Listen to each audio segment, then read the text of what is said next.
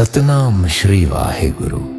सनातन कलश चैनल के सभी प्यारे दर्शकों को गुरु नानक देव जी की पावन जयंती की हार्दिक शुभकामनाएं। गुरु नानक जी का संदेश था, नाम जपो, किरत करो, वंड छको, यानी सिमरन करो, ईमानदारी से कर्म करो और प्रेम से बांट कर खाओ।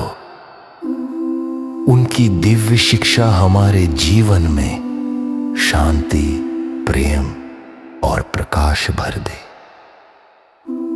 वाहेगुरु जी की कृपा आप और आपके परिवार पर हमेशा बनी रहे।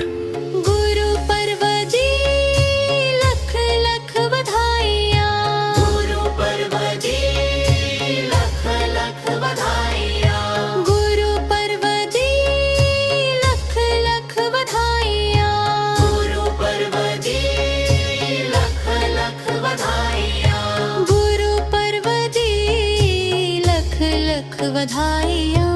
गुरु पर्व जी लख लख बधाइयाँ।